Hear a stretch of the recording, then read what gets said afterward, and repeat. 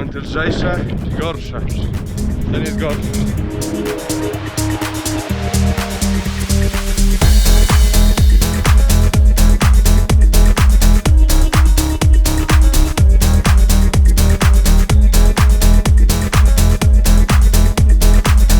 Już prawie jesteśmy na kraterze, na samiutkim szczycie. Zaraz będziemy mogli zajrzeć do środka i zobaczyć prawdziwą, żywą lawę.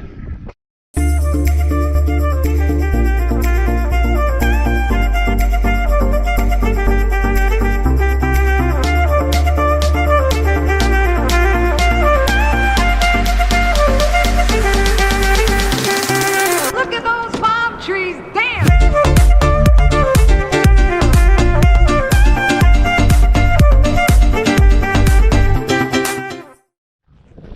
Także tak, wybraliśmy się na wulkan Teide 5-osobową ekipką. Za mną Magda i Tony, przede mną Jacek i z przodu Jessica, tak? Tak, i na przodzie mamy Jessica.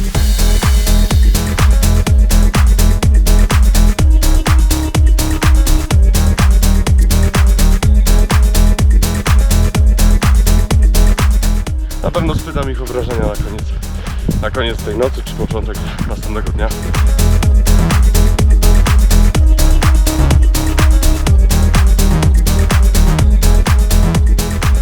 Tak, wyruszyliśmy 2:40, wschód jest około 7:10, 7:15. Standardowo mamy 4,5 godzinki na wejście.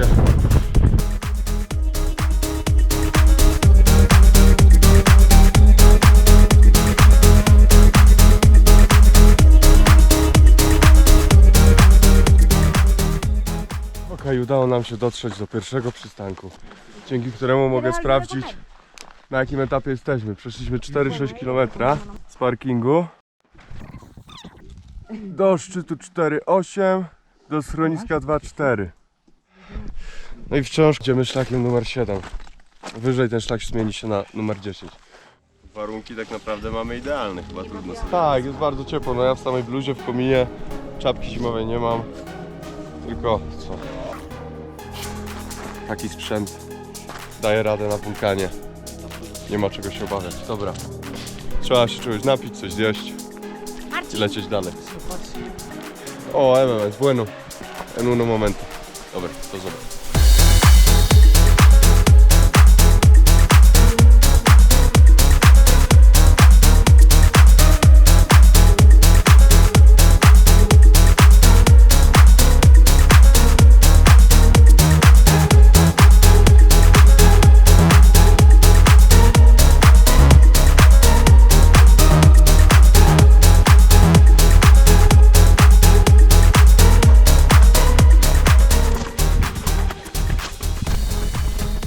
Hola, buenas. Perdón. Gracias.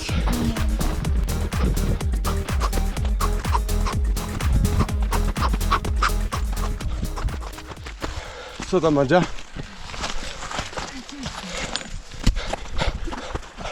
Jak bardzo ciężko? Damy radę. No cóż, jak się człowiek za bardzo tutaj rozpędzi, to nie ma jak oddechu w ogóle złapać. Okej, spójrzcie. Takie żyjątka można spotkać na wulkanie.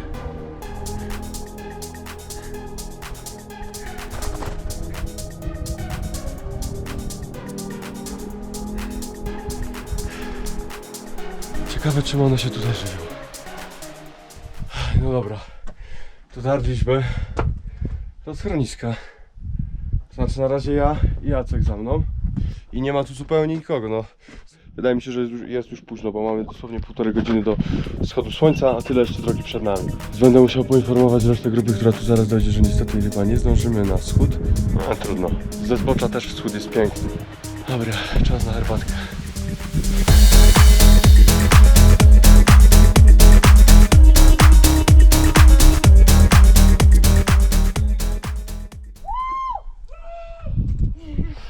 Brawo!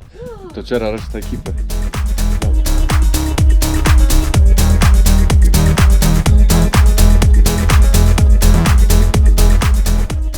Jak już, moi drodzy, dotrzecie do takiego dosyć łagodnego miejsca za schroniskiem, po 45-50 minut za schroniskiem, podejrzewam, dla większości z Was, to już jest prawie kolejka. Jest to naprawdę ultra dla nóg, że można tutaj odetchnąć po płaskim kawałku i dochodzimy tutaj do rozwidlenia szlaku.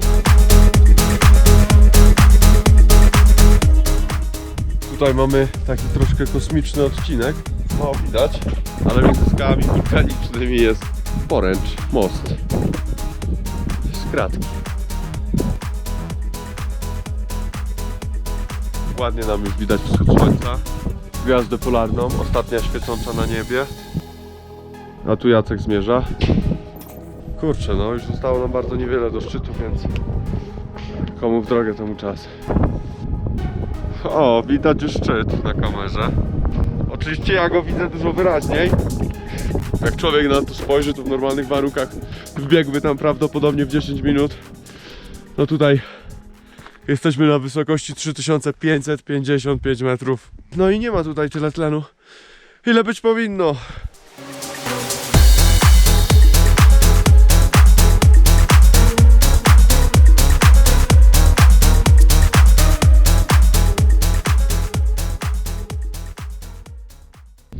Dobra, słońce już prawie wzeszło, więc można zacząć kręcić teraz w ciemności.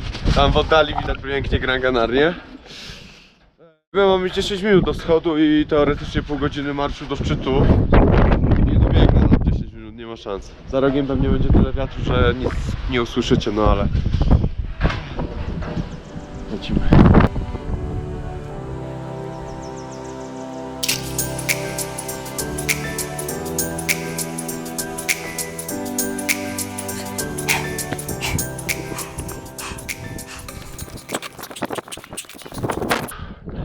Mała przebieżka, już nie mam czym oddychać. Nie biegajcie na 3600 metrów. No cóż, nie udało się dotrzeć do szczytu na wschód, dlatego oglądamy wschód z miejsca, gdzie znajdują się śmietniki na wulkanie. Chyba jedyne takie miejsce tutaj. Jesteśmy jakieś 10-15 minut przed szczytem i mamy wschodzik, ale jest tak cholernie zimno w ręce, że nie czuję w ogóle przycisków na GoPro. Jedna koleżanka przy kolejce zrezygnowała chyba z zimna. Ale piękny wschód słońca, prawda? Piękny, piękny. Dobra, lecimy dalej.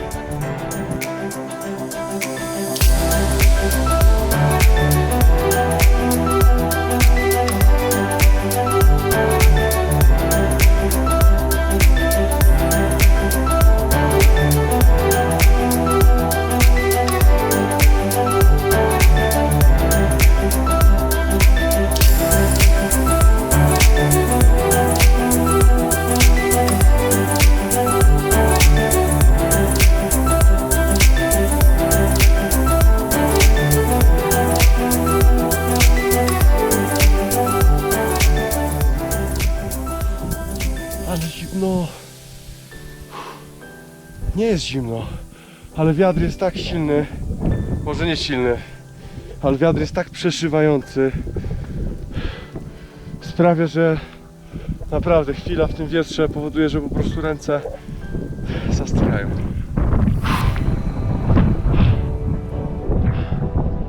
No już prawie na szczycie. Są momenty lżejsze i gorsze. Ten jest gorszy.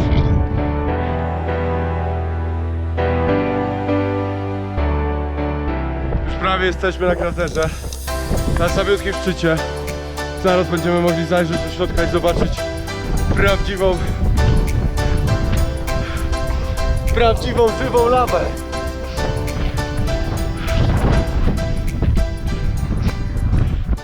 A tak naprawdę chyba zwariowaliście, tu nie ma prawdziwej żywej lawy, bo inaczej bym tu nie wchodził przecież. Jakby było tak gorąco i tak niebezpiecznie. Dobra, tak wygląda krater.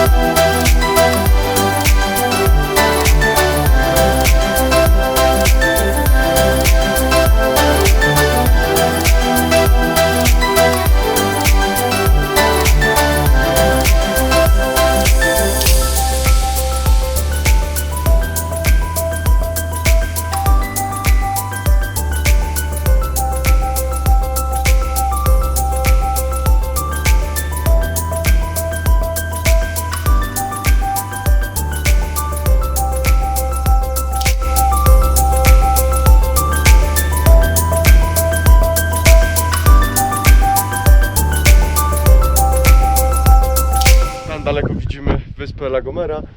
Na czubku wulkanu widzimy wyspę La Palme, dwa garby La Palmy. Jacek właśnie opowiada do kamerki, że tak wieje, że się wytrzymać nie da. I że to nie jest ta Teneryfa, która widzimy na plaży, gdzie widzimy palemki i parasolki w drinkach. Ale przeżycie jest niesamowite. Spójrzcie, jak dużo chmur widać w oddali. Tam pod słoneczkiem mamy Gran Canaria, jak mówiłem.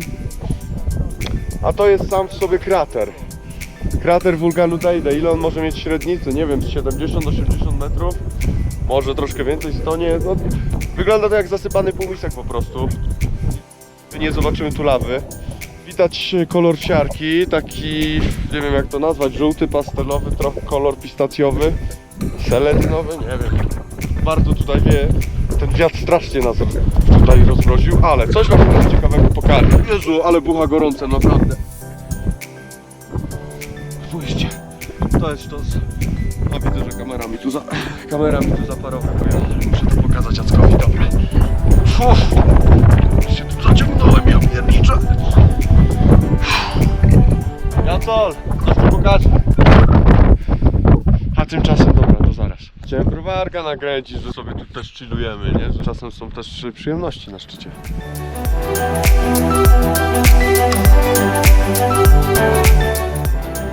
No nie ma lekko.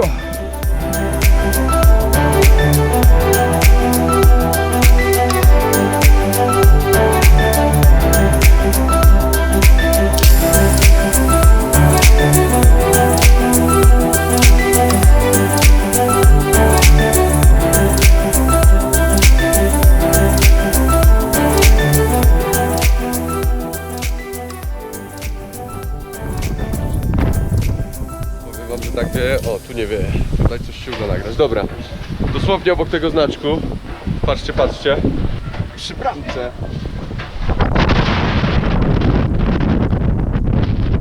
Normalnie stoją strażnicy. Pierwsi strażnicy przyjeżdżają około 9 rano pierwszą kolejką i od tego czasu zaczynają sprawdzać. I nawet jeśli będziecie słyszeli, nic się nie stanie, strażnicy zapytają jaka pogoda na szczycie, żeby przekazać kolejnym uczestnikom tej zabawy całej. Dobra, już siedzimy i chillujemy i czekamy sobie na teleferiko. Ja zawsze mówię każdemu przed wejściem, że jak już człowiek zajdzie, to się czuje jakby wrócił z wesela. Tyle, że tutaj nie pije się alkoholu, ale człowiek tutaj się czuje jakby wracał z wesela, nie? Taki wykończony trochę. No, podobnie. Bardzo podobne uczucie. Bardzo podobne uczucie. Takiego wesela, na którym nigdy nie byłeś, tego najlepszego w życiu. Tak. Ty jak się czujesz? Zajebiście. A jak wrażenia? No ja to już się czuję ogólnie spełniony. Dla mnie to był taki must have tu, żeby zobaczyć. Must have Teneryfy, nie? Na Teneryfie i ja się czuję w tym momencie spełniony, bo dzięki tobie no, przeżyłem jedną z mega przygód mojego życia, nie? Więc Dziękuję. uważam, że mega. To bardzo spoko pomysł, żeby to robić w nocy. Wszystko idealnie przeliczone, tak żebyśmy tu byli dokładnie na wschód słońca, dokładnie na pierwszą kolejkę. Także to mega. Poziom trudności szlaku, myślę, że jak ktoś ma kondycję, to spokojnie ogarnie. Ktoś, kto jakiś tam sport uprawia. Ale na pewno nie przychodziłbym tu bez przygotowania, czy Bez sportu i z papierosami. Brak sportu i papierosy mówią, pewnie to zrobisz, ale dużo dłużej. I dla nich jest ta kolejka, która jeździ w obie strony.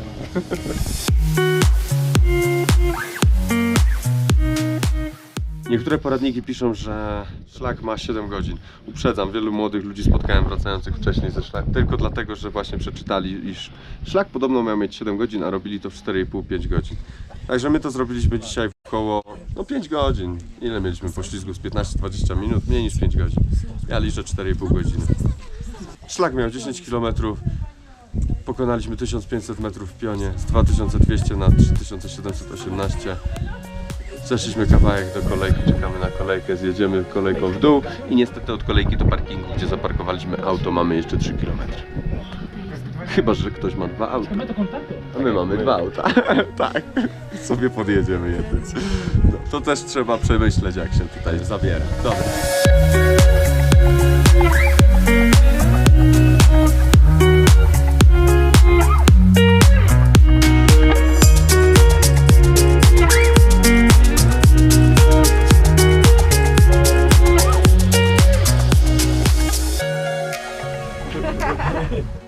Dobra, dotarliśmy na sam dół kolejki.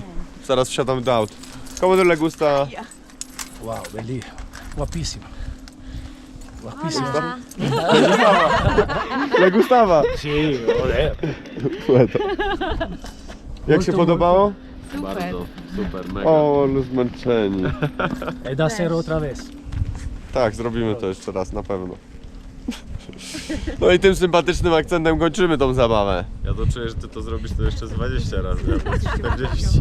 Może zależy ile pożyję, ale pewnie zrobię dużo razy. No, taka przygoda. Także, jakby co, znajdziecie mnie atrakcyjnatenryfa.pl.